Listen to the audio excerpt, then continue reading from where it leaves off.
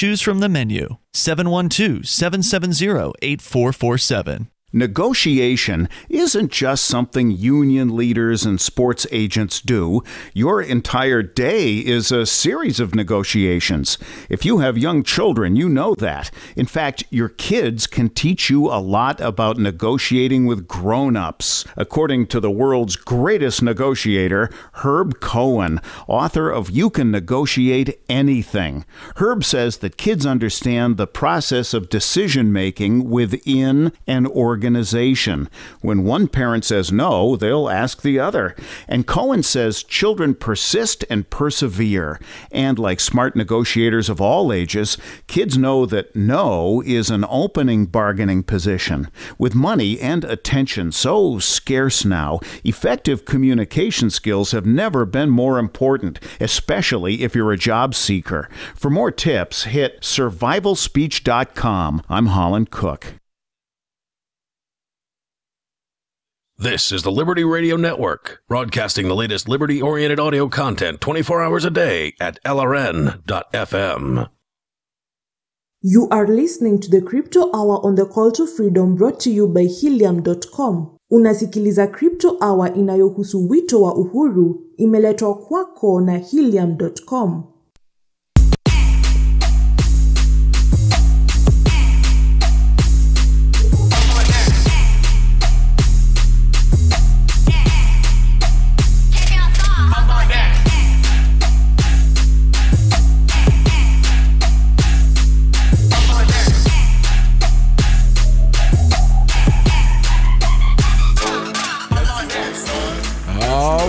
Welcome back into the Call to Freedom here on LRN.FM. And we're in the middle of our Crypto Hour.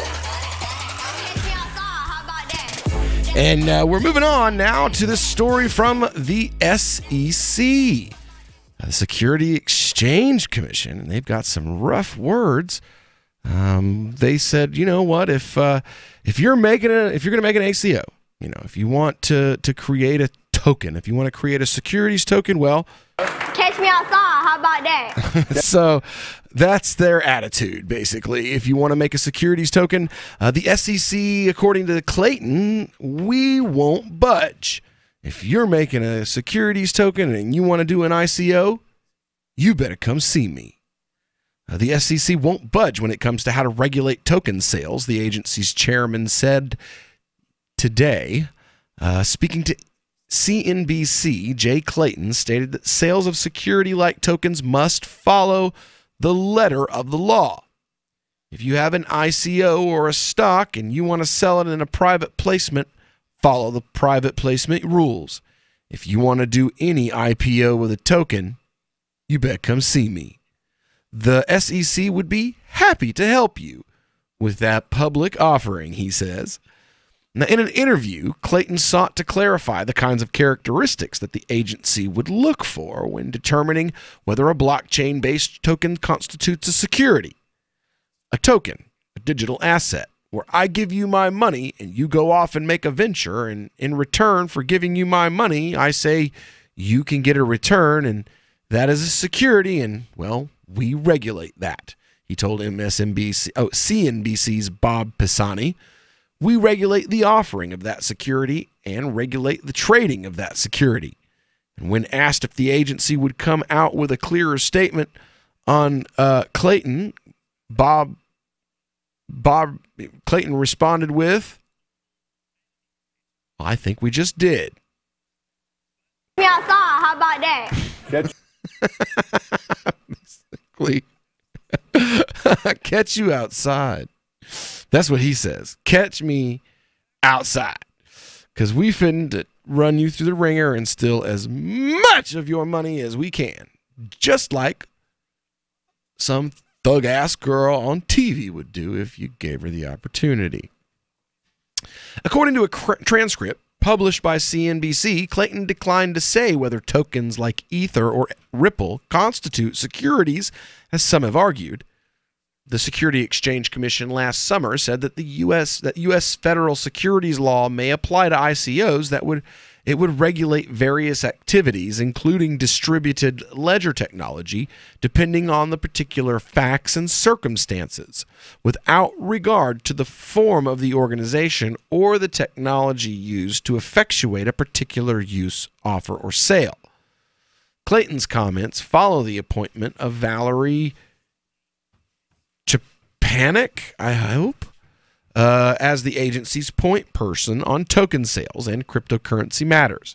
Chapanick previously led the SEC's Distributed Ledger Working Group. So the SEC is making it pretty clear, we run things around here, and you better come give us our propers or you're going to be really wishing you had. Did I lose you guys? Nope, we're here. Just listening. So, Tom, you've taken a look into some of these SEC decisions? Like, is most of this legal? Or is it a thing where it's like the government can make up the rules as they go along if they want? So if they want to just declare something, they just, that's what it is now. The thing is, it's really easy to get around. At least the publicly traded securities part of the regulations. Just don't make it open to the entire public, but you can make it open to a humongous subset of the public. Just have a pre-sale sign-up. Just have a sign-up process period. Have an in-name only approval process, only approved investors, and then just let everybody in who's not a fake Russian bot. That's one of those things I don't understand. But a lot of these ICOs, and we've talked about it on the show, are themselves scams. Or at the very least are money grab schemes. They don't really they don't care about who's investing in them. They don't even want to look like it. Maybe, if you're lucky. They have an idea, maybe, if you're lucky, and whether or not they have the willingness to go forward with that idea, well, Exactly. And they're wanting to cast as big a net as they can with as little work as they can. Because if you wanted to put together a limited sale type security that wouldn't be subject to the publicly traded securities regulations that are often at issue here, you would have to put a little bit of effort into it. That's not the attraction of ICOs, though. The attraction of ICOs is it's an extremely easy asset to move, and a lot of people, they want to get as many people into it as they possibly can, as quickly as they can. And when you play with that kind of fire in the world where the SEC exists, you're going to get burned from time to time. By who? By the SEC. Oh, well. Mm-hmm. If you happen to be one of the ones that falls into their crosshairs. I haven't seen anything that was reputable fall into their crosshairs yet, though. Yeah. The only thing I've really seen that they've gone after in any major way is like BitConnect. Yeah, exactly. And it took a while. And BitConnect, ironically, on the other end of things, went through a lot of effort to make themselves appear legitimate. Yes. But what it does is it makes it harder for those of us who generally have an issue with regulation. For those of us who generally fear regulation, who know the way that it stifles innovation, and particularly in this market where innovation is going to be the name of the game, it makes it hard for us to make our case to the world at large. Because the world at large has been sold on the idea that the SEC is only there to prevent consumer fraud. And as long as the ones that they're catching are, in fact, trying to commit consumer fraud, it's hard to make the case that there's any sort of other reasoning. Skullduggery, yeah. Exactly. So to speak. Aria back with us yet? I don't know. My dog is with us. Yay! We were just telling our audience when we came back from the break what a douchebag your landlord was being. Uh-huh. Can you guys take over for a second? I apparently need to put my dog up. Do what? Well, apparently my kids did not lock the dog's kennel back up, and she just decided to wander over here. Just wander. Wow. And the other dog you can hear is going nuts because he's like, I want out too, so give me just a second. Yeah, you can do what you got to do, man. You talk, Arya. People like listening to you better anyway.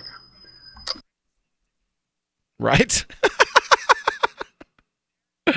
Oh, goodness gracious. All right, so when we get back here in just a moment, we're going to continue on. We've got the Futures Trade Commission. All of us have heard, if you listen to the show for any amount of time, or if you keep up on the crypto industry, that Bitfinex and Tether there've both been subpoenas that have been issued to both of these companies by the CFTC, and basically there's an FOI request to get the details of that has been rejected, and we'll be covering the details of that and why, hopefully, when we get back here on the Call of Freedom on LRN.FM.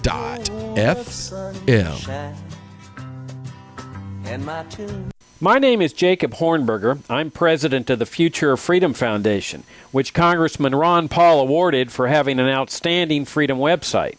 Write us at fff@fff.org, and we'll send you a free 3-month subscription to our monthly journal of libertarian essays and our booklet, Economic Liberty in the Constitution, which George Mason University economics professor Walter Williams praised in a recent column. That's fff@fff.org. Free Talk Live. I said he was working for You criminals. called him a criminal, did you not? No, I don't he think might so. have just been a sucker. He said he was working for liars and thieves and criminals. Isn't that what we would call politicians? They've been crooked since the dawn of time. Agreed. So let me ask you, what is somebody who takes money to kill at the behest of liars and thieves? What do you call that person? Because a veteran is the one who called in and boxed us in the corner on this in the past. I don't have an answer to that question. That sounds very nice, at least. Do you? Truthfully, no, I really don't have an answer to that Me question either. except to say he was doing his job.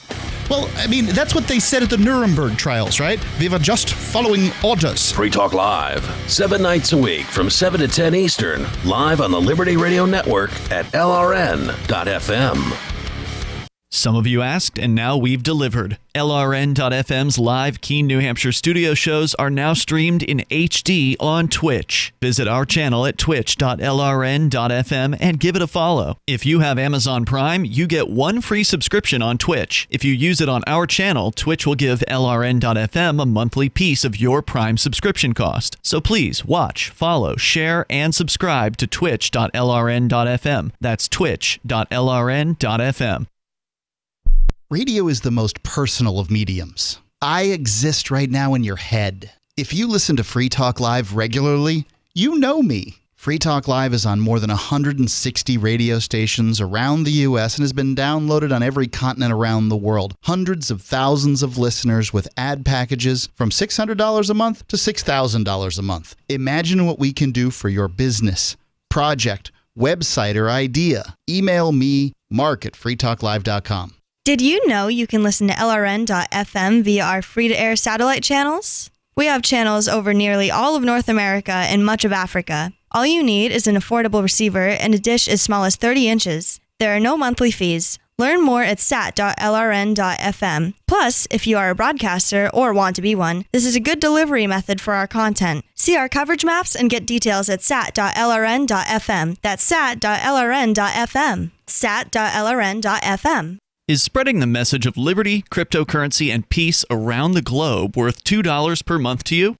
As you may already know, in addition to our internet feed, LRN.FM broadcasts on free-to-air satellite across North and Central America, as well as Sub-Saharan Africa. And we've been available on satellite for free 24/7 since 2010.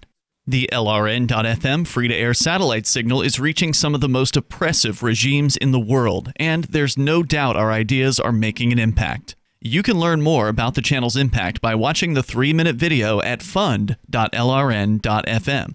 If you'd like to help free minds globally with our ideas of liberty, cryptocurrency, and peace, you can donate as little as $2 per month via fund.lrn.fm. You can help us continue and expand our satellite broadcast to multiple continents. Visit fund.lrn.fm today, and thank you for your help. Don't forget to share the link on social media. That's fund.lrn.fm. You can sign up to receive the latest about the Liberty Radio Network via our email updates at updates.lrn.fm. That's updates.lrn.fm. You are listening to the Crypto Hour, brought to you by Helium.com, on the call to freedom on LRN.FM. أنتم تستمعون إلى The Crypto Hour، يقدم إليكم برعاية Helium.com على برنامج نداء للحرية على LRN.FM.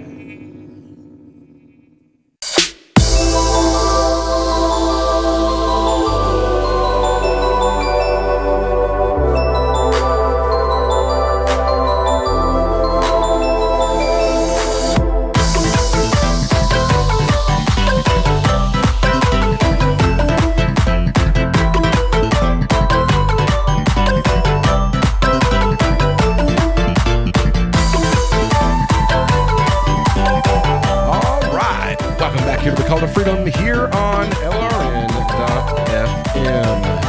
We are broadcasting live from the Vertical Zencash studio here in beautiful Keene, New Hampshire. And it is the end. That's the final segment of today's Crypto Hour.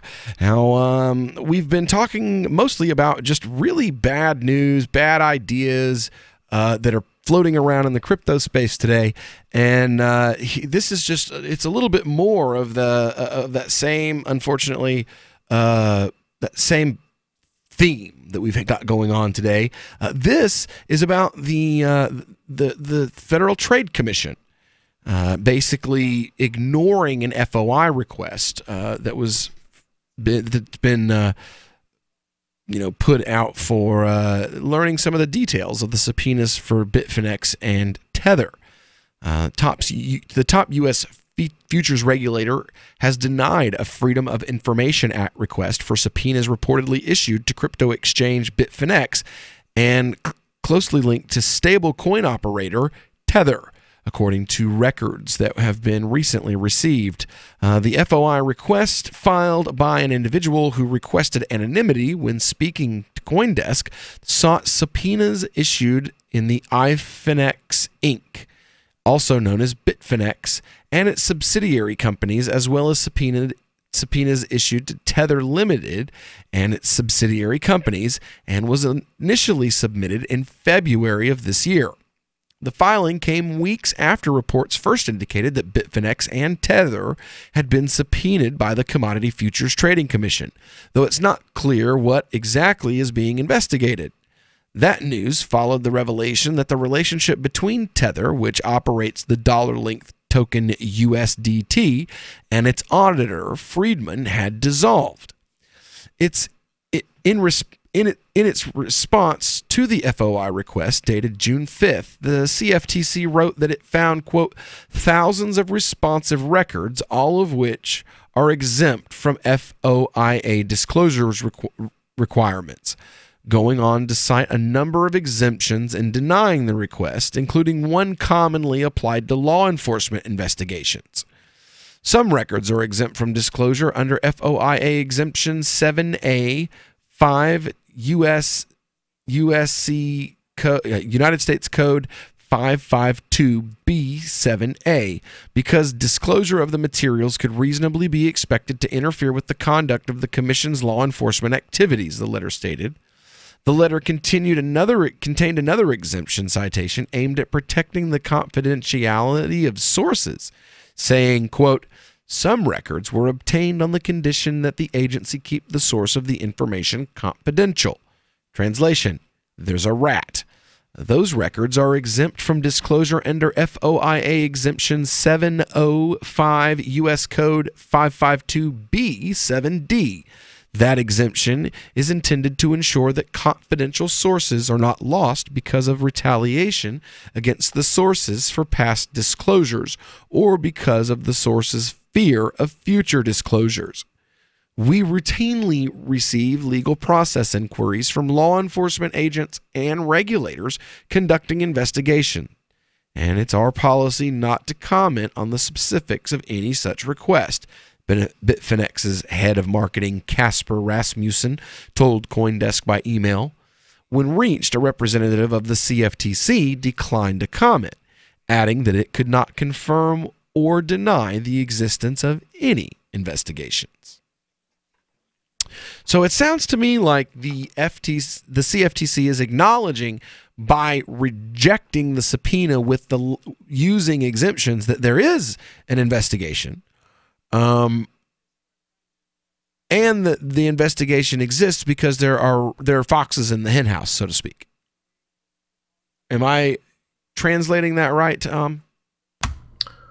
Roughly. I mean, they would probably have to reveal something like this if you fought them on it, but who's got that kind of money for this sort of FOIA request?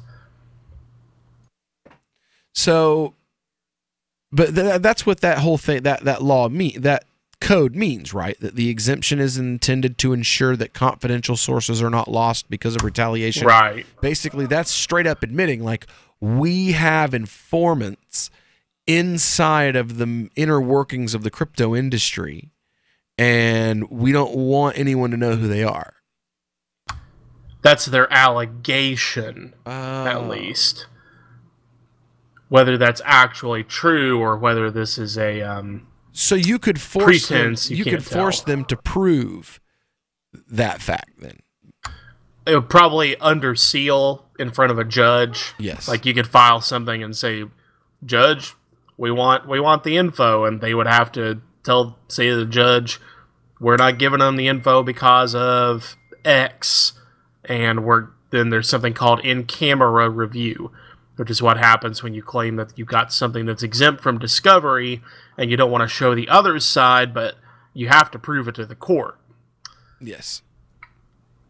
Now, how often does that happen? And like, what would be the like? Say CoinDesk wants proof that there really is informants. Like, how hard of a legal quagmire is that?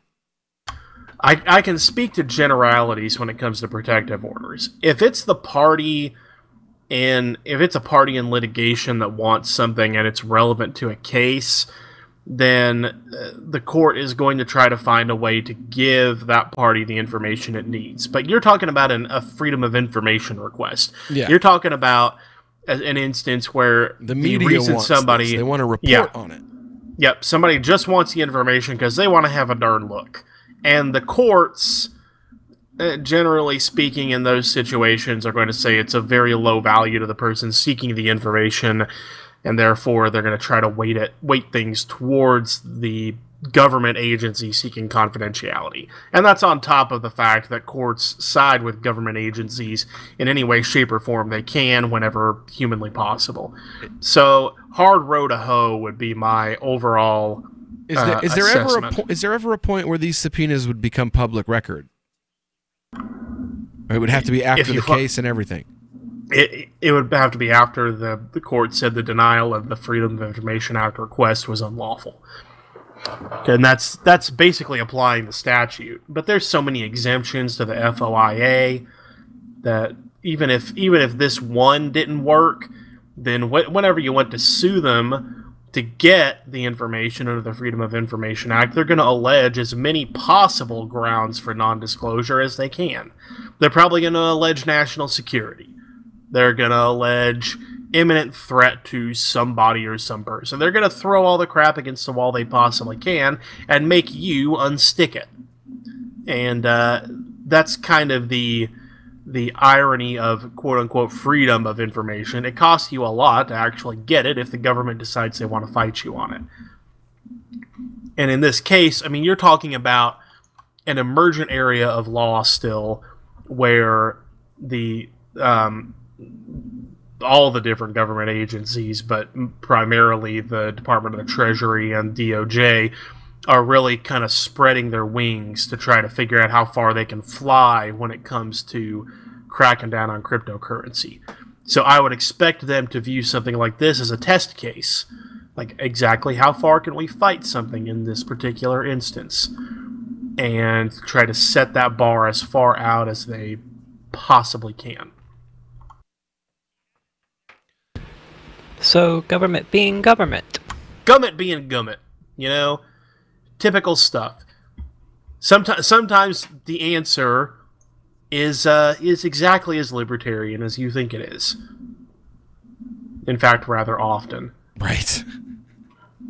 As long, you know, and that's the thing, I suppose, that is attractive about libertarianism to a lot of lawyers who have been in practice for a while.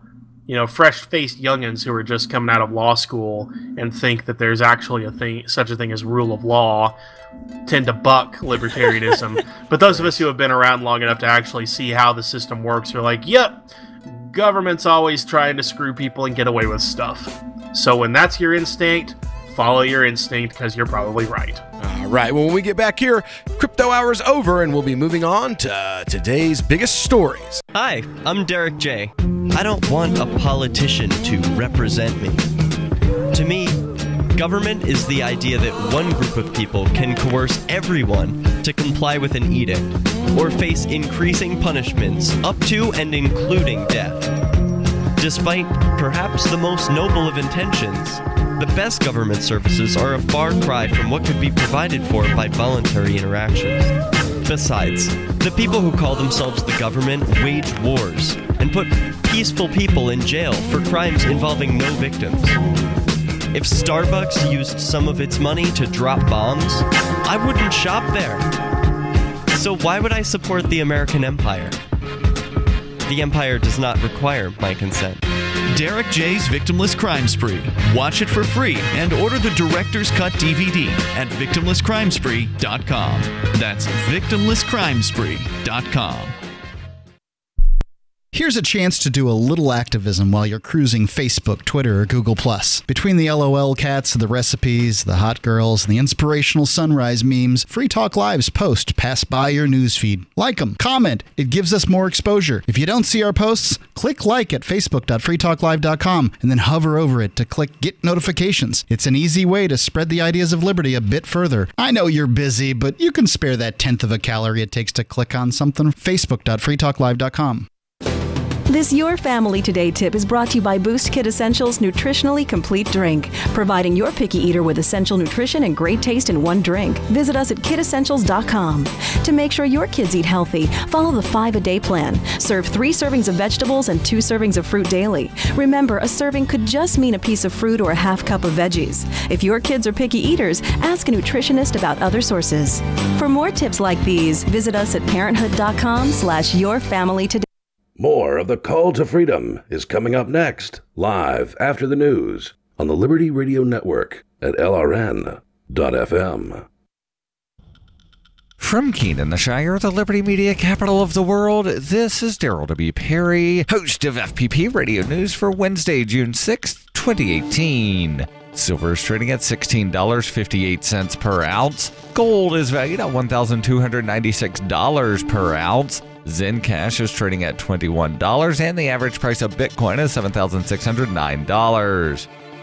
Antiwar.com reports the U.S. Treasury Department on Tuesday issued a statement directed at allied governments and private companies operating out of allied countries, warning them against trade with Iran, warning they face substantial risk if they are caught. The Undersecretary of the Treasury said that the world must harden their financial networks and make sure they have airtight procedures in place to prevent even accidental business ties to Iran. He added that nations must ensure that Iran and its proxies are not exploiting your companies to support their nefarious activities. Though presented as a warning about being tricked by Iran. The warning is likely primarily directed at EU nations, as the EU has already decided to prohibit its companies complying with U.S. sanctions on Iran. The European Union is planning to try to block the U.S. from punishing those companies, but many of the major businesses are being very cautious about new deals with Iran, fearing the U.S. will go after them anyhow. U.S. sanctions against Iran's nuclear program are expected to ratchet up in the next several months after President Trump withdrew the U.S. from the nuclear deal. Yet the deal remains in place, and many nations may not be willing to follow the U.S. in this crackdown so long as Iran remains compliant.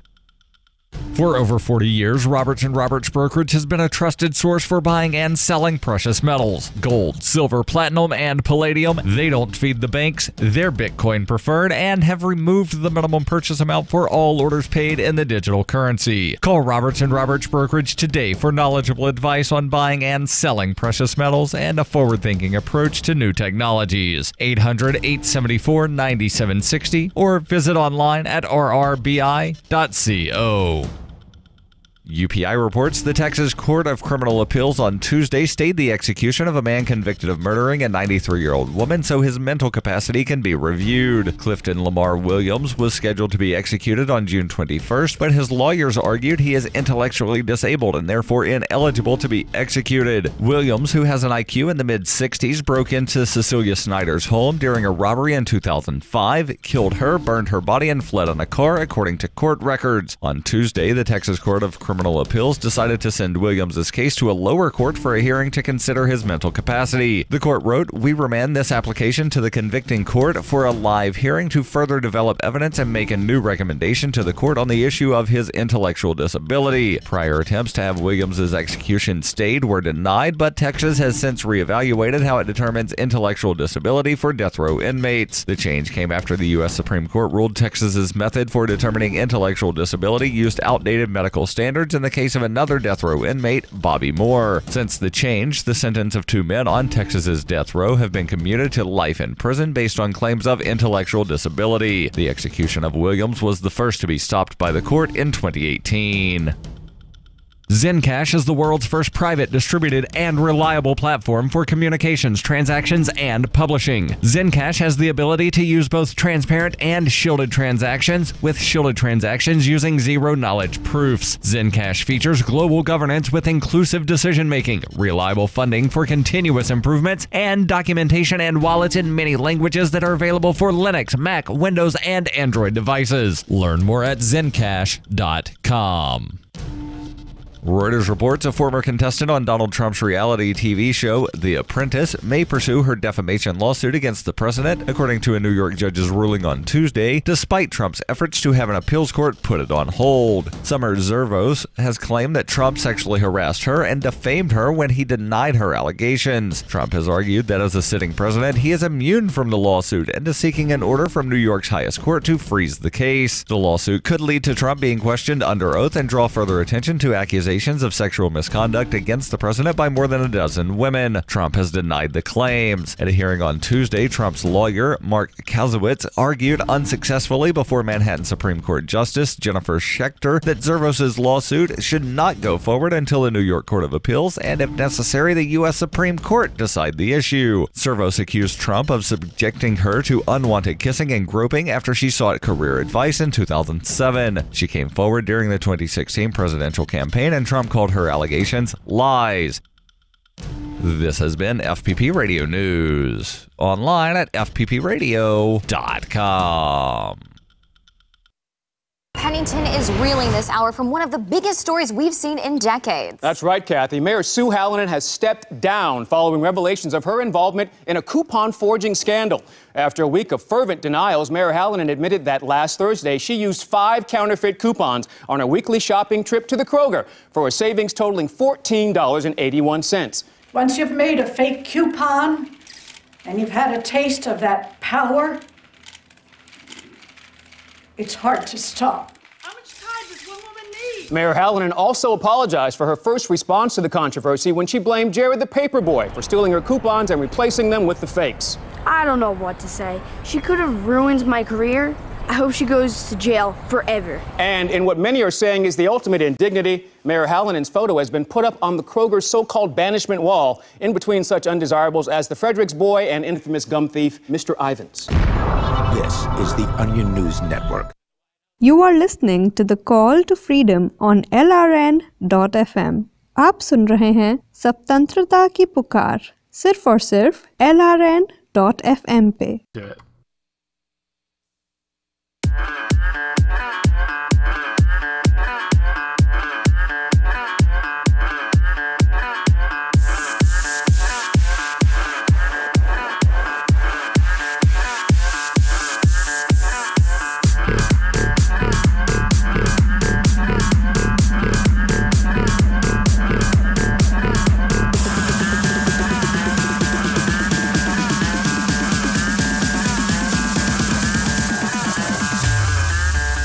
All right, welcome here to the Call to Freedom here on LRN.FM. Broadcasting live from the Zencash studio right here in beautiful Keene, New Hampshire. And it is another beautiful day. It is the last hour of this live broadcast. And Tom has brought me a funny story. We'll go ahead and our anti-Trump Republican will give you the honors. Well, it's not quite funny, haha. It will be once I play the song when you get done with the story. Okay. From CNN, exclusive, Trump invokes War of 1812 in testy call with Trudeau over tariffs. President Trump and Canadian Prime Minister Justin Trudeau had a testy phone call on May 25th over new tariffs imposed by the Trump administration targeting steel and aluminum imports coming from Canada, including one moment during the conversation in which Trump made an erroneous historical reference, sources familiar with the discussion told CNN. According to the sources, Trudeau pressed Trump on just how he could justify tariffs as a national security issue. In response, Trump quipped to Trudeau, quote, "Didn't you guys burn down the White House?" referring to the War of 1812. The problem with Trump's comments to Trudeau is that British troops burned down the White House during the War of 1812. Historians note the British attack on Washington was in retaliation for the American attack on York, Ontario, a territory that eventually became Canada, which was then a British colony. Which is now a British Commonwealth. Uh-huh. So, yeah, basically, all the colonies became Commonwealth. So they still have the Queen on their money. So, yeah. French-speaking Brits. Yep. When asked if the joke was... So Trump isn't actually wrong. No, he's correct. Well... He's wrong about it being this Canada. It was Britain. Obviously, nobody alive today is responsible for what happened 202 years ago. Well, 206 years ago. Sorry. But the reason that it's funny is that Canadian band, Arrogant Worms, does in fact take credit for the Canadians burning down the White House, and that is most likely where Trump was getting his history. Well, now, Baraka66 makes a very valid point. They did recently give us Justin Bieber, which is arguably worse than burning down the White House. Not arguably, that is worse. I mean, we rebuilt the White House. We'll never undo the damage Justin Bieber has done to American society. I mean, geez. Oh, my God. That's never going away. Yes. So good catch there, Baraka66. But yeah, that's Trump appears to be getting... You know what the sad thing about Bieber is, though? Is that he's actually a really talented... No, he's actually a really talented musician. He just sucks at everything else in life. But he sold it all out to be a pop musician. It's kind of like that chick, what's her name? Adele? Phenomenal singer, but just throws it all away singing pop. Oh, but Adele writes some really beautiful music. It's nothing. I don't think there's a comparison there. Yeah, but she'd be so much better with some real music behind her. Instead of just, oh yeah, her producers, oh yeah, we'll let you put 1 or 2 real songs on here, on this album of yours. But other than that, yeah, just play radio-friendly hits. I thought Hello was a beautiful tune. Well, here's another example, Lady Gaga. Lady Gaga gets a lot of crap for her style of music, but when you break it down, it's actually very beautiful, especially when you just play it on her chosen instrument, which is the piano. But it's remastered to be poppy. Justin Bieber, on the other hand, I wouldn't call him a great musician. I'd call him a good singer. But that's like... Man, when he was like 12, he was out on the streets earning money with his guitar. I mean, he's a legit... He used to be a legit musician. I mean, I'd be fine if he was back on the streets again. Then he was found by Usher. Yeah. Yeah. Now, I mean, then he got capitalist. This is a little funny. He says, when asked if the comment was received as a joke, one source on the call said, to the degree one can ever take what is said as a joke, the impact on Canada and ultimately on workers in the U.S. won't be a laughing matter. Which is probably true of these tariffs. I mean... The White House, however, declined to comment, and National Security Council has also not immediately returned a CNN request. They called the NSA? Come on, it's totally fair to ask some poor flunky who's working at the White House because his dad got him a job there to answer for this crap. But you called the NSA? That's a little much. Come on, guys. Right. All right. Well, Tom says we need to play this song for you guys. And this actually is where Trump gets his history. Before you had TV, no hockey night in Canada, there was no CBC. Oh, my God! In 1812, Madison was mad. He was the president, you know. Well, he thought he'd tell the British where they ought to go. He thought he'd invade Canada. He thought that he was tough. Instead, we went to Washington and burned down all his stuff in the White House. Burn, burn, burn, and we're the ones that did it. It burned, burned, burned, while the president ran and cried. It burned, burned, burned, and things were very historical. And the Americans ran and cried like a bunch of little babies. Wah, wah, wah, in the War of 1812. The war that we won? Kentucky, dressed in green and red, left home to fight in Canada, but they returned home dead. It's the only war the Yankees lost except for Vietnam. And also the Alamo. Right, and the Bay of Ham. The loser was America, the winner was ourselves. So join right in and gloat about the War of 1812 in the White House. Burn, burn, burn, and we're the ones that did it. It burned, burned, burned, while the president ran and cried. It burned, burned, burned, and things were very historical. And the Americans ran and cried like a bunch of little babies. Wah, wah, wah, in the War of 1812.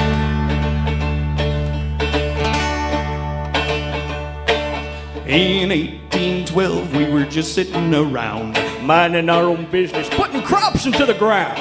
We heard the soldiers coming, and we didn't like that sound. So we took a boat to Washington and burned it to the ground. Oh, we fired our guns, but the Yankees kept it coming. There wasn't quite as many as there was a while ago. We fired once more, and the Yankees started running down the Mississippi to the Gulf of Mexico. Whoa, whoa, whoa, whoa. When they ran through the forest, they ran through the bushes where the beavers wouldn't go. They ran so fast they forgot to take their culture back to America and Gulf and Texaco. Whoa, whoa. So, if you go to Washington, its buildings clean and nice.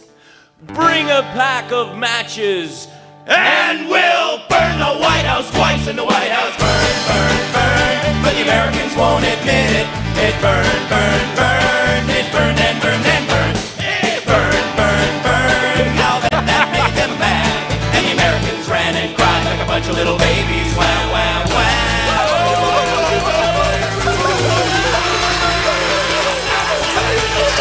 What do you shop for that you could otherwise buy at Amazon? Pretty much everything, right?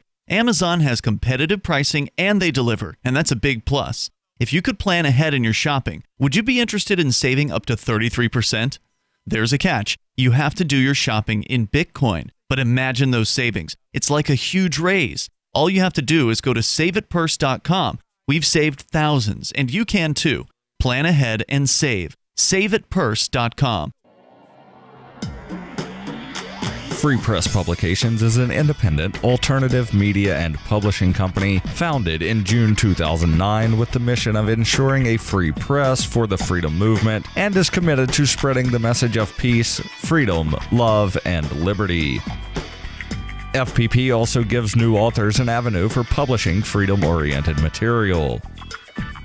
FPP brings you daily news and commentary on the website fpp.cc, as well as a daily 5-minute newscast, FPP Radio News, and weekly news, views, and commentary in the FPP Freedom Minute and Peace, Love, Liberty Radio at fppradio.com, and the monthly newspaper FPP News at news.fpp.cc. Find FPP online at fpp.cc.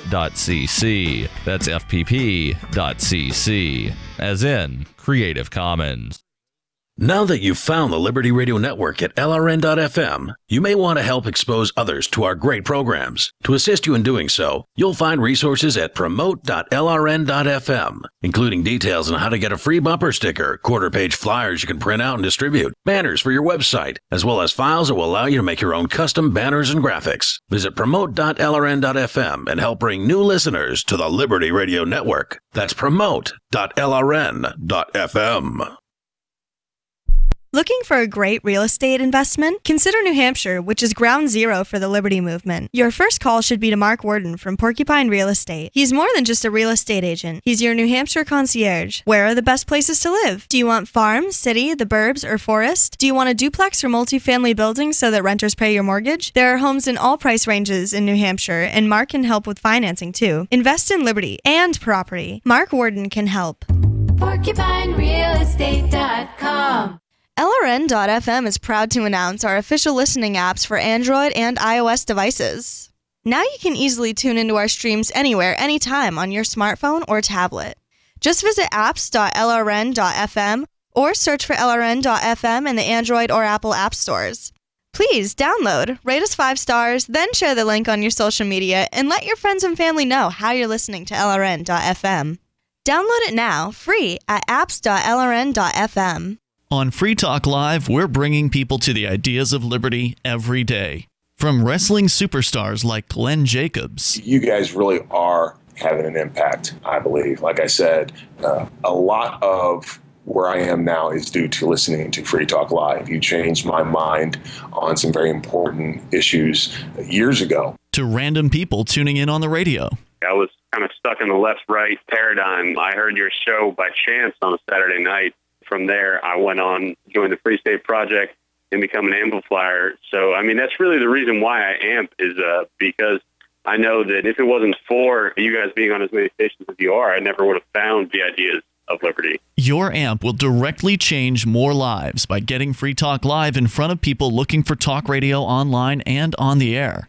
When you amp Free Talk Live, you get perks like access to the AMP-only Facebook group and AMP podcast. Visit amp.freetalklive.com. What's up next? Visit the Liberty Radio Network program guide to find out at shows.lrn.fm. That's shows.lrn.fm. You are listening to The Call to Freedom on LRN.fm. Unasikiliza wito wa uhuru katika LRN.fm.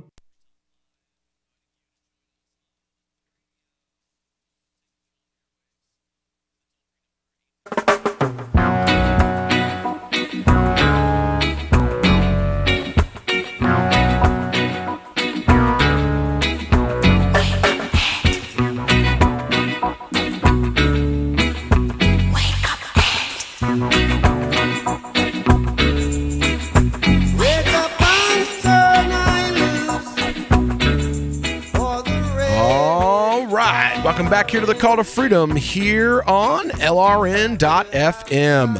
We are broadcasting live from the Zencash studio here in beautiful Keene, New Hampshire. And you know what? These days, it is so hard to keep your communications private from the prying eyes of the state. There's just so many tools in the state's toolbox nowadays. You can, they can subpoena. We were just talking about subpoenas. They can subpoena servers, subpoena companies, and get all your personal information that they may have stored. Or if you, as we've seen in protests in places like China and Iran and Turkey, they can shut servers down, like Facebook servers, and now you can't communicate at all. Well, that's where CryptVisor comes in. It's a completely decentralized communication platform that's hosted on the blockchain. You see, if the feds come snooping around over a CryptVisor with subpoenas and they're like, we want all your personal information you hold, well, they don't have any to give. That's IP addresses, email addresses, names, phone numbers. CryptVisor keeps no information on their customers. And if they want to shut down some servers, well, there are no servers. You see, CryptVisor is on the blockchain, which means thousands of nodes all across the globe. So unless your government has the ability to shut off the internet altogether, they won't be stopping you from communicating. Now, CryptVisor just had their full rollout just a few days ago, and it's still free until August. So you can go get a full version of the new software right now. Just go to cryptvisor.network. While you're there, check out their new advanced security features and the CVPay crypto wallet. Again, that's cryptvisor.network, your home for advanced, decentralized, and encrypted communication. So we were talking about this tiff that kind of came up between Justin Trudeau and Donald Trump about the issue of tariffs and how now, on top of the Chinese tariffs, we're going to be tariffing, I'm guessing, like basically every country that we trade with on Earth. More or less, yeah. It definitely does seem that way. Like, every time anything happens, the Trump administration's solution is to put a tariff on it. Well, yeah, because tariffs make America great again. Duh. If by great, if by great you mean like Hoovervilles in 2022, you know, like, Donald Trump is going to show us, he's going to prove to us that government intervention in the marketplace via basically fining people for doing business is the quickest way to put Americans back in Hoovervilles. We can start calling them Trump Towers. Except they'll be like single story. When it happens, we must ensure that they're called that. Well, actually, you know what I'm envisioning right now? Either of you guys, Arya, I am guessing you have played the Fallout games. No. We'll call. You'll get all these homeless, because they always become these like these shanty towns, right? We'll call them Trump Towners. People that live in those little shanty villages, we'll call them Trump Towners. That's rough. Yeah. That's rough. And I didn't have the but-ching even queued up yet. I'm going to go ahead and say thank God on that. Right. Oh, yes. I'm so pushing that. Like, as soon as we start seeing these little ghettos pop up, unfortunately, the jobs report looks like that may not be true, but then you know how the jobs report numbers always go. Under Obama, they were saying that we were having these great job numbers, and what ended up happening was, well, actually, it's the fact that people have just dropped out of, they've just stopped looking because they know they're not going to find anything that's not McDonald's. It's been going on for a while. Yeah. Every time, and under Obama in particular, my friends were like, "Well, looky now, Obama, he done help the unemployment over there," and I was like, "Nope." Labor participation rate, guys, it's a thing, right? But the unemployment rate over there. You had Cajun friends who supported Obama. I don't know why I went with Cajun for that. I do. One of them wrote a HuffPost article about me. He called me the wing nut that holds together the rest of the wing nuts.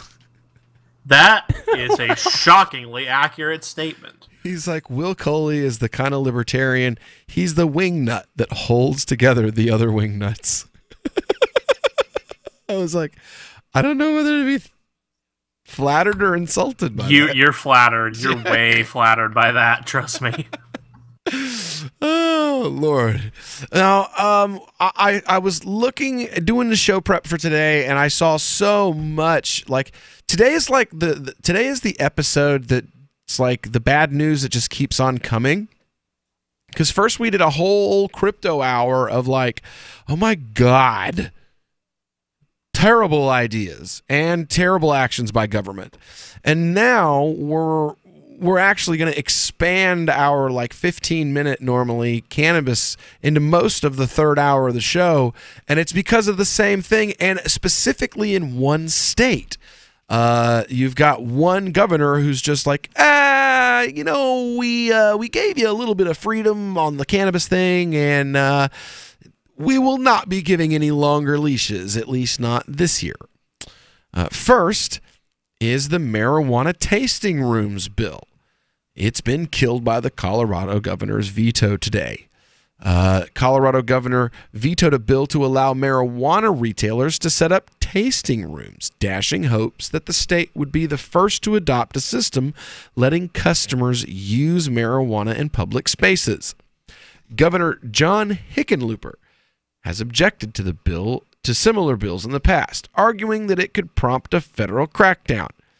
He stayed quiet on the issue during the legislative session this year, but wasn't satisfied with the scaled-back proposal. In a letter explaining the veto, Hickenlooper wrote that the bill could have resulted in more impaired drivers on Colorado's roads and in public health risks. We may agree with the proponents' goals to protect the public and children. However, we strongly disagree that this bill is the correct path to achieve those goals, he wrote. This year's proposal dramatically scaled back some advocates' ambitions for standalone businesses reminiscent of a neighborhood bar or an upscale club where marijuana would replace alcohol. So, pot bars, no. Marijuana tasting rooms as well now, also no. We'll be back with more of this wonderful cannabis news when we get back here on the Call to Freedom in just a moment. The Free State Project has reached its goal of 20,000 liberty lovers who've pledged to move to New Hampshire and get active to achieve liberty in our lifetime. Perhaps you're trying to figure out what part of New Hampshire should be your destination.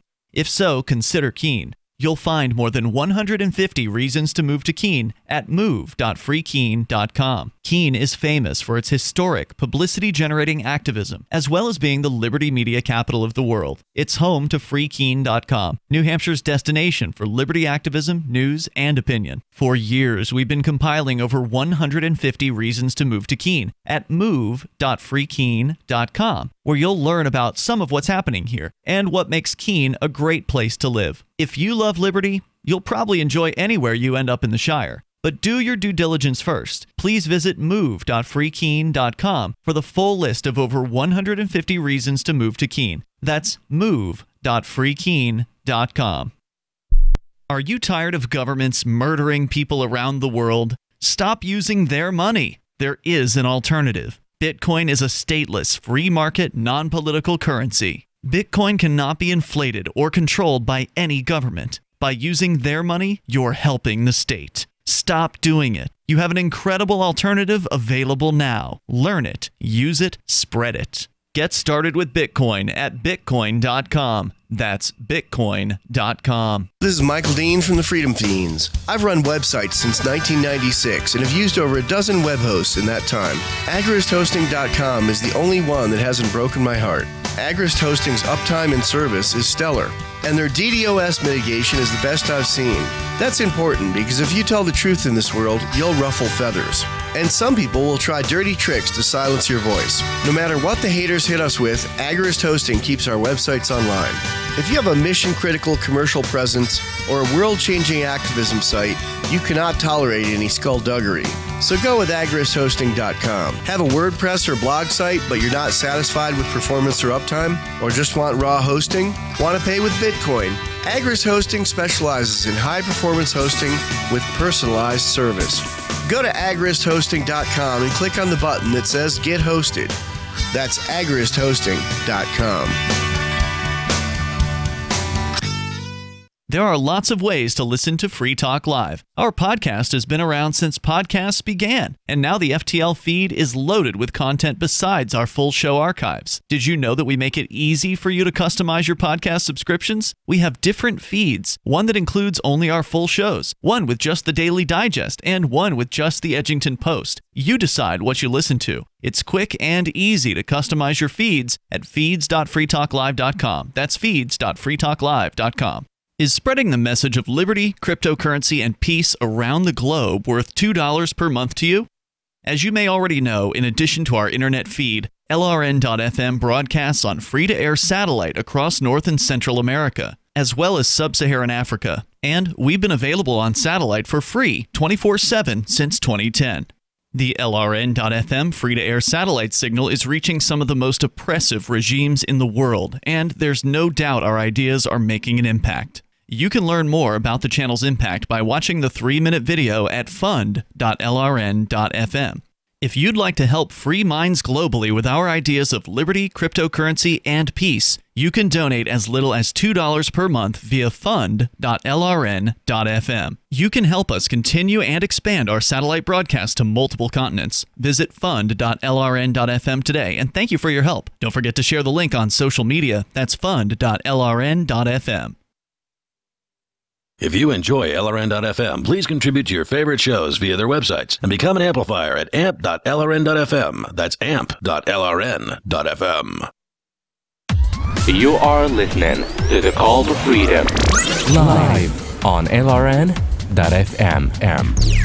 تستمعون إلى نداء للحرية مباشرة على LRN.fm.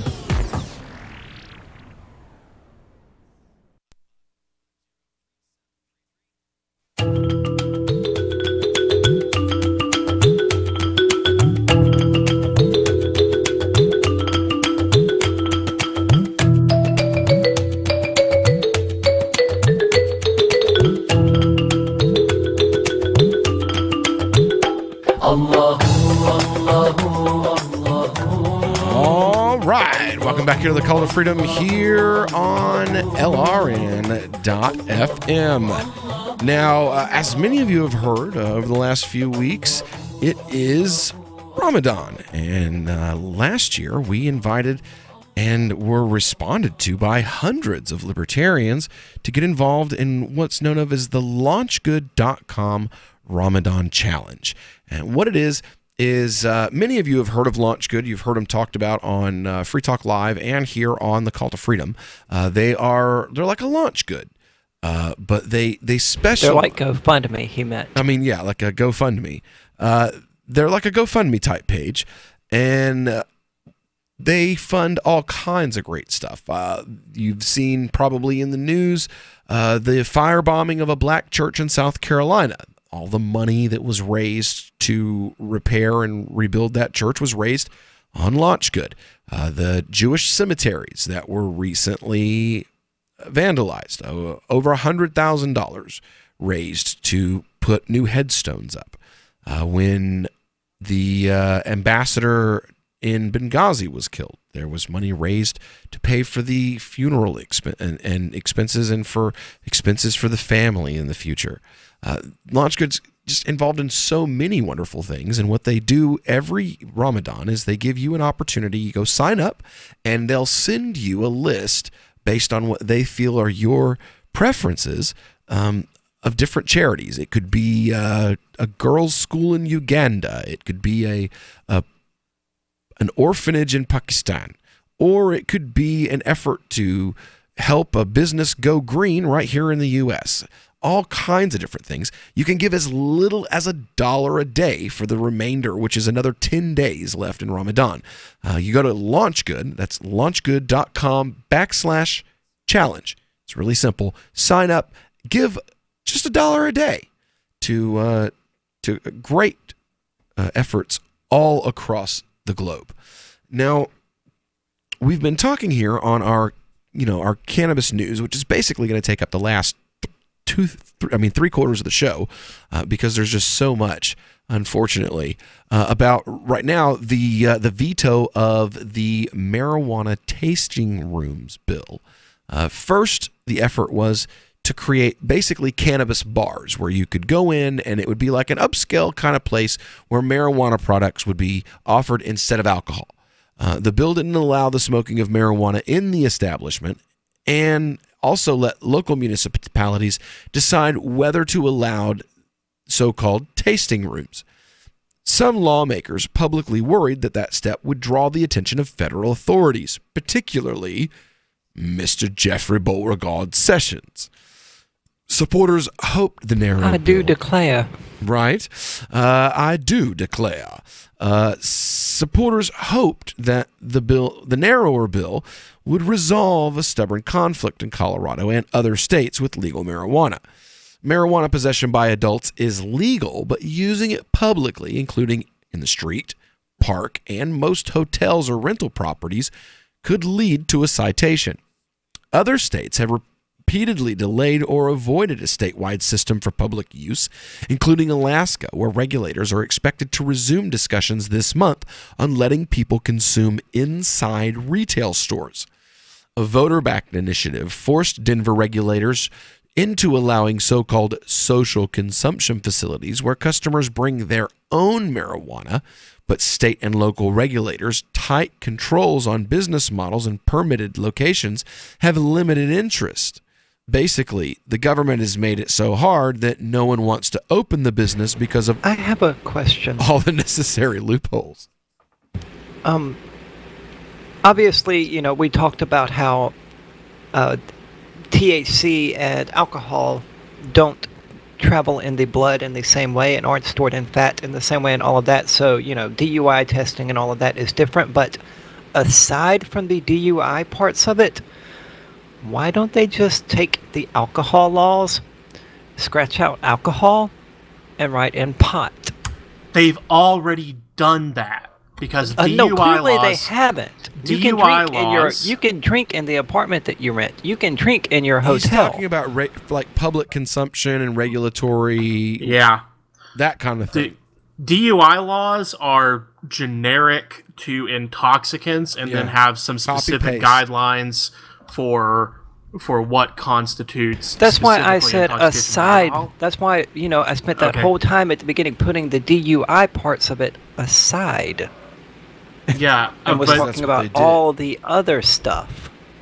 The children is the thing that's usually cited. Is that somehow? Because you can't take your own beer to a bar. Well, yeah, you can. They're called BYOB establishments. They're all over Tennessee. It's most strip clubs in Tennessee are BYOB because you can't have nudity and sell alcohol. So what you do is the customer pays like a $20 door fee, and then the customer also pays what they call a setup fee, where they bring you a bucket of ice and some glasses, even if you have a 6-pack of beer. And then most strip clubs also have a rule that if a stripper asks for a drink and you have alcohol, you have to provide her with one. So you take a 6-pack in, you pay an extra $8 to take your own 6-pack in, and then you have to give all the beers away as soon as you walk in the door. If you're wondering if Will has experience in this sort of thing, the answer is yes, professional experience. Yes, only once. For anyone who's a new listener to the show, only once. I've only been to a strip club once. I was thinking I have never been at all. So your DJing experience didn't include that particular venue? No. Oh, okay. Nope. My never bad. I DJed in drag bars, but never in strip clubs. Okay. I have self-respect, man. Make of those two statements what you will. Well, no, dude. I absolutely will make of them. Well, I was a musician, and if you're working in a strip club, you don't get the opportunity to be a musician because you're not playing for people that are dancing. You're playing for a dancer, and she has a song that she gives you and wants you to play.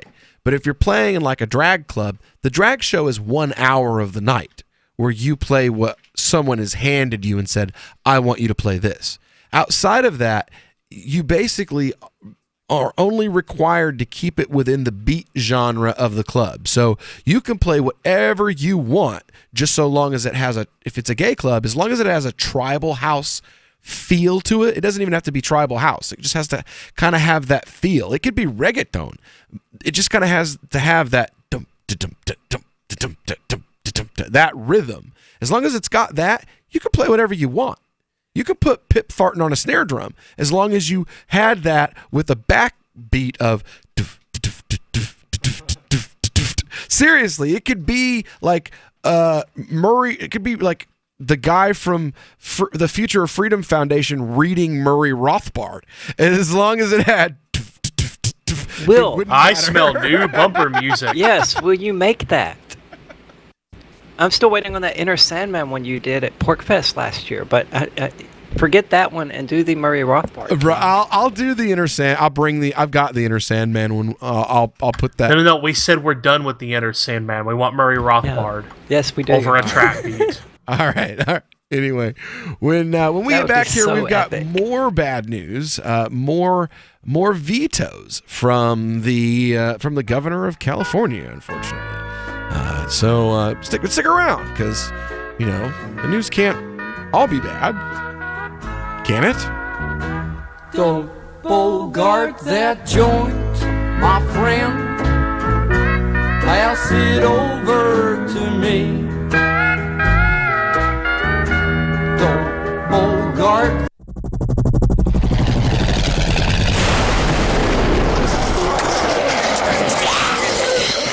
In Survivor Max 2, School Bites, Max must scavenge through a wasteland swarming with the undead. Desperate to find the medicine he needs, he discovers a community of survivors at his former school. Has he finally found the safe haven he's been looking for, or will he discover that school bites? Look for Survivor Max on Facebook, read reviews on Amazon, and read Chapter 1 at survivormax.com. A local grandmother is beginning to realize that her family never even looked for a better nursing home. A man leaves a father-daughter dance with a different girl than he came with, and an earthquake late warning system goes off in Haiti. Watch as yet another precious fraction of your life passes mercilessly in front of your very eyes. This is the Onion Week in Review. Shortly after discovering he had locked himself outside of his suburban home Thursday, fully nude claims adjuster David Ronzo delivered a moving and thought-provoking treatise on the frailty of the human condition to a slowly gathering crowd of his neighbors. Ronzo, who initially panicked when he realized he was naked, soon turned and faced confused passersby and delivered a stirring oration on the grim facts of mortality, along with the indomitable nature of the human spirit. In other news, a man is arrested for stealing over $50,000 worth of beards from Hank Williams Jr. A pretty lady is playing hard to follow, and a dog named Murph lives up to his name. For more, visit theonion.com/newsbeat. This is the Onion News Network. LRN.FM now has a Discord. Discord is a free text and voice chat platform, and we now have our own server with a bunch of channels at discord.lrn.fm. You can join other listeners as they chat about various things during our live shows, or anytime, day or night. Discord software is available cross-platform, so you can have it on whatever device you want and take your chats anywhere. Join our Discord at discord.lrn.fm. That's discord.lrn.fm. I love My Magic Mud. I drink a lot of coffee. I had stains on my teeth. Then I found My Magic Mud, and I was told it would remove stains. So I paid attention when I brushed the first time. My Magic Mud is black tooth powder, and the difference it made in my teeth in one application was noticeable. With 4, my teeth were as white as you normal folks out there. Please go to mymagicmud.com and buy a jar. There's 150 applications for $25. You can use Bitcoin, mymagicmud.com. Did you know you can get news updates about what's happening with the Liberty Radio Network delivered in the way you prefer? You can sign up for our email updates at updates.lrn.fm. Plus, you can stay in the loop by joining our Facebook profile at facebook.lrn.fm or follow us at Twitter at twitter.lrn.fm. It's all free, so sign up now at updates.lrn.fm for news updates delivered to your email box, facebook.lrn.fm to follow our Facebook page, and twitter.lrn.fm to receive our tweets. Since time began, tyrants have taken aim at personal liberties. Now there's a movie that aims back. The government has no more right to tell us what to put in our bodies than they have to take our guns or tell us what books we can read. 6 drug police were eaten by bears while raiding a marijuana farm. On your knees, you dirty hippie! Jesus. On your knees! What's the problem, officer? Today, many cops who enforce pot laws do so only because it provides them with cushy jobs, good benefits, and a chance to push people around. I was an undercover narcotics officer. The drug war is nothing but a farce. The Second Amendment says you gotta keep you and your gat intact. Guns and Weed, The Road to Freedom. A film by Michael W. Dean and Nima Vadati. DVD available now at gunsandweed.com or on Amazon. That's gunsandweed.com. Makes the perfect gift. Remember, that's gunsandweed.com. Join the LRN.FM Discord for live chat 24/7 at discord.lrn.fm. That's discord.lrn.fm. This is Angel Clark, and you're listening to The Call to Freedom on LRN.FM. This song goes out to Jerry Garcia and Bob Marley.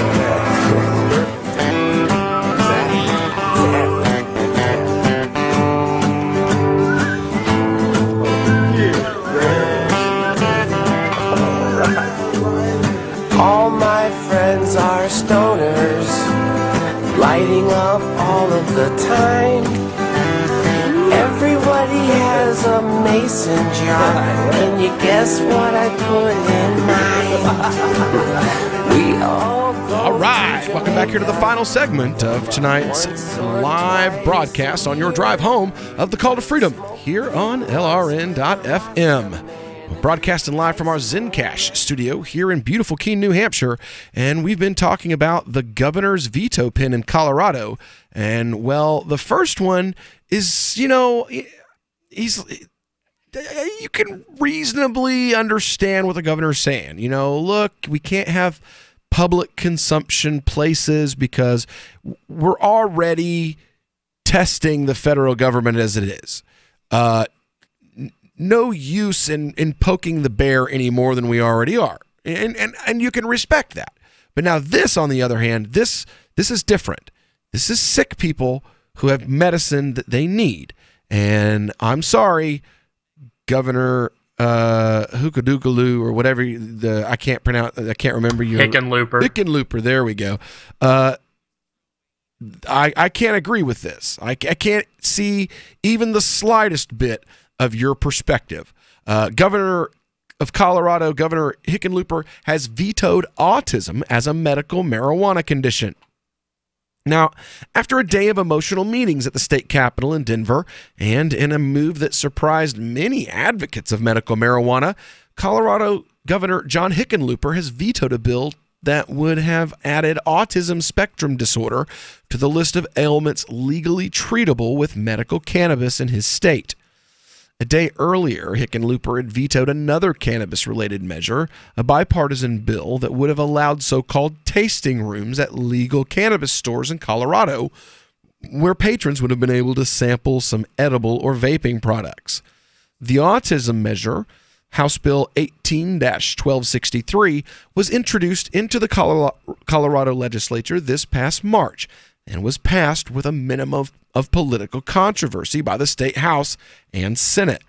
It was not supported, however, by the head of the state's Department of Public Health and Environment. Michelle Walker, director of the Colorado chapter of Mothers Advocating Medical Marijuana for Autism, or MAMA, and the group's national communications director, moved to Colorado from Texas nearly 18 months ago to ensure her 10-year-old son, who is autistic, had legal access to cannabis for his epileptic seizures. Walker helped to shepherd House Bill 18-1263 through the state's legislature. She also said the measure had been paired with another bill that was passed by Governor Hickenlooper earlier this week, allowing non-smokable medical marijuana to be administered to school personnel in Colorado to students who have a medical marijuana card as well as parental permission. But when Hickenlooper signed the school bill without the autism bill, she told Leafly, "We started to ask questions and reached out to the governor's office. What about autism?" When the state officials couldn't say what was happening with the autism bill, well, we really had to follow our gut instinct on this and take action, she added. Walker gathered up a half dozen members of MAMA in Colorado, and along with their autistic children and a variety of supporters, camped outside of Governor Hickenlooper's office Tuesday. After a short delay, the governor met with the parents in a closed-door meeting. He came forward with a lot of concerns, she said. Safety with pediatric patients, that people were just going to go and give their kids cannabis, and the moment that they were diagnosed with ASD, and as well as but Adderall is totally fine. Right? Yeah. You know, they literally harassed my mother for months to put me on Ritalin in the 80s, in the early. But God forbid you smoke a doobie. Like around 89. They went out of their way to convince my mom that that Ritalin was the solution to all of our woes. It wasn't the fact that I wasn't paying attention in class. I was reading the encyclopedia in the back of the classroom and not paying attention to the teacher because, well, I learned all this stuff last year. All of it. I don't want to learn it again. The perpetual problem with government schools, by the way, is that you spend 12 years learning the same crap year after year. Exactly. So for intelligent people who get it the first time, the last 11 years of hearing the same crap sucks. It does. And I was reading encyclopedias in the back of the classroom. I was acting out and not paying attention to the teacher because, you know, I wasn't challenged or interested at all. I was bored out of my brain. And the response was, well, we'll just dope him up with some Ritalin. And, you know, that's not a big deal. You know, filling kids full of Ritalin and Adderall, basically giving kids legalized crystal meth is totally cool. But now you want to give a kid with autism some CBD. Well, now, I don't know. We need the legislature to get involved in that and decide, like, well, we need that teacher has to be specially licensed because that's what they just said. You know, like for CBD, we'll let your kids have CBD, but only under special circumstances and by specially licensed nurses that administer, you know, non-psychotropic medications. But we'll give your kid Adderall. They can sit back, pop them pills. For real. Like your kid can bring their own bottle of Adderall to school. We're not worried about that. And now cannabis. Oh, no. Your autistic child does not get to have, because if we say one autistic child can have cannabis, then, you know, parents will just start shooting their kids up with the dope in their eyeballs, and we'll have mass marijuana overdoses all across America. No, man. I mean, just come on, Hickenlooper. I mean, that probably isn't far off from what he thinks, though. If we sign this bill, I would think it if it wasn't Hickenlooper, but Hickenlooper is not a total idiot. No, Hickenlooper told reporters, quote, "If we sign this bill, we end up without question in some way encouraging more young people to look at this as an antidote for their problems." At the end of the day, several hours later, the governor's office both issued. Okay, and you know, I'll accept that argument if he will apply the same reasoning to Ritalin and Adderall and all the other crap that they give students as solutions to medical problems. Yeah, Adderall is worked out pretty well for me, but I didn't start on it until I was 32 years old. Oh, I ate it like candy when I was like 20, but it was to be high and tweaked. That's not why I take it, but you know what I'm saying. Well, Hickenlooper has said that he has signed an executive order for Colorado health officials to study the use of medical marijuana and ASD and to prioritize fiscal resources for that research. But that right now, quote, that he and all the doctors, quote, share the same concern. We lack adequate information to ensure the safety and efficacy of medical marijuana when used by children with autistic spectrum disorder. When we've covered right here on this show side that effects that's of nonsense. Go ahead, Naria. Well, could someone list the side effects of Ritalin? Because, I mean, that seems to be what he's saying. Well, we're concerned there might be side effects. Okay. Again, let's apply that reasoning to the man-made drugs. Made me vomit like I would when they first put me on Ritalin when I was like 9. I would spew about a third of the way through the day. I would spew like a hot can of beer that had been rolling around in the trunk of the car for a couple of hours. Like, it was bad, like projectile. Like, immediately after lunch, it was just like, and it was because my system was so sped up. Like, even now, drugs react in my system differently than they do other people.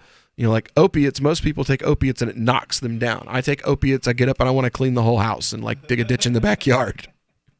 Well, that's the case with, you know, most people who do get addicted to opiates, is that they function as uppers rather than downers. But they have the same effect on me. I hate them, though. I hate them. They don't make me feel better. They make me want to work, and then when I get done working, the pain of whatever it was that I had is now worse. It makes everything take longer. All right, anyway, when we get back tomorrow, it'll be, you know, more bad jokes, more hopefully better news, and more crypto news. So come back and join us again here on The Call to Freedom. It's been a pleasure being with you tonight. Don't go anywhere, though, because you got Free Talk Live coming up next.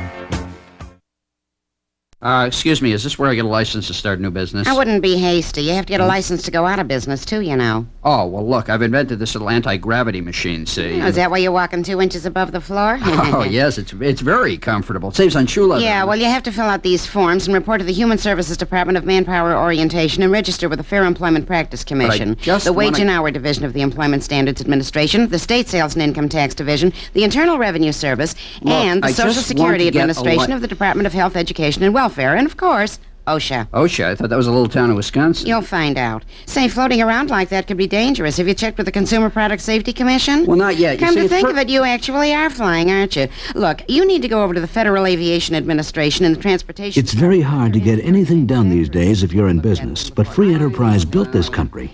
Think what could happen if we don't keep it free. A public service of this station and the Center for the Defense of Free Enterprise, Bellevue, Washington. We just can't have people floating about unregulated, you know. Imagine someone in your community getting in their car, turning on the radio, and hearing the Liberty Radio Network. You can make that vision a reality with your own micro radio station. Visit broadcast.lrn.fm to learn how you can put our programs on the air in your area. You can have LRN.FM running around the clock, and you can even add in your own local shows. Building a radio station is simple, but programming isn't. That's where LRN.FM comes in. Learn more at broadcast.lrn.fm. That's broadcast.lrn.fm. Ross Ulbricht was convicted in early 2015 of running the infamous Silk Road Underground Market. The Silk Road was a gift to humanity and helped reduce the harms brought on by drug prohibition. For this good deed, Ross has been sentenced to life in prison with no possibility of parole. Now, an appeal is Ross's only chance, and he needs your support. Please visit freeross.org, where you can contribute via various methods, including Bitcoin. Visit freeross.org. That's freeross.org.